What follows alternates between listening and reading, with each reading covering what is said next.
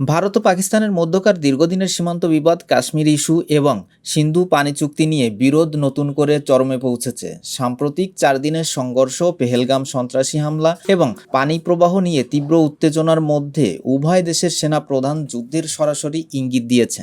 বিশেষজ্ঞরা আশঙ্কা করছেন যে কোনো সময় দুই দেশের মধ্যে নতুন করে যুদ্ধ শুরু হতে পারে।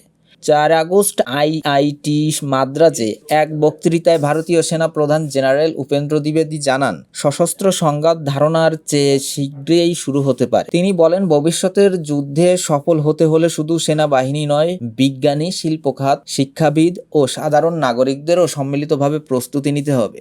সেনাবাহিনীর জনসংযোগ দপ্তর প্রকাশিত ভিডিওতে তিনি আরও সতর্ক করেন যে আগামী সংঘাতে শত্রুপক্ষ একা নাও থাকতে পারে, তাদের আন্তর্জাতিক সহায়তাও মিলতে পারে। অন্যদিকে 9 আগস্ট যুক্তরাষ্ট্রের ফ্লোরিডা অঙ্গরাজ্যের টাম্পায় প্রবাসী পাকিস্তানি সমাবেশে অংশ নিয়ে সেনা প্রধান ফিল্ড মার্শাল আসিম মনির প্রকাশ্যে ভারতকে পরমাণু হামলার হুমকি দেন। তিনি বলেন, আমরা একটি পরমাণু শক্তিধর দেশ। যদি মনে করি আমাদের অস্তিত্ব হুমকির মুখে, তাহলে বিশ্বের অর্ধেককে সঙ্গে নিয়ে ধ্বংস হয়ে যাব। তিনি আরও হুমকি দেন, সিন্ধু নদীতে ভারতের নির্মিত যে কোনো অবকাঠামো যদি পাকিস্তানের পানি প্রবাহে বাধা দেয়, তবে 10টি ক্ষেপণাস্ত্র দিয়ে তা ধ্বংস করে দেওয়া হবে।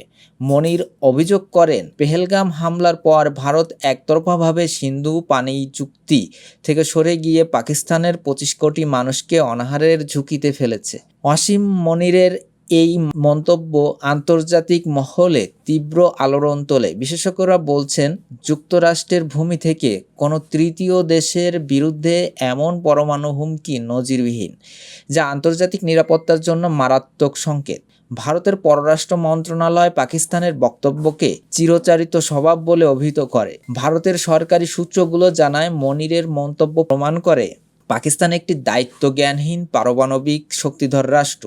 ভারতীয় কর্মকর্তারা উদ্বেগ প্রকাশ করে বলেন, এই ধরনের মন্তব্য থেকে বোঝা যায় পাকিস্তানের পারমাণবিক অস্ত্র নিরাপত্তা ঝুঁকির মুখে রয়েছে এবং সেগুলো অরাষ্ট্রীয় শক্তির হাতে যাওয়ার সম্ভাবনাও উড়িয়ে দেওয়া যায় না। কাশ্মীর থেকে শুরু করে পানি চুক্তি পর্যন্ত একাধিক ইস্যুতে দুই দেশের মধ্যকার উত্তেজনা এই মুহূর্তে সর্বোচ্চ পর্যায়ে রয়েছে। বিশেষজ্ঞরা সতর্ক করে বলছেন, সামান্য উস্কানিতে এই উত্তেজনা পূর্ণাঙ্গ যুদ্ধের রূপ নিতে পারে, যা শুধু দক্ষিণ এশিয়ায় নয়, বিশ্ব শান্তির জন্য বড় হুমকি হয়ে দাঁড়াবে।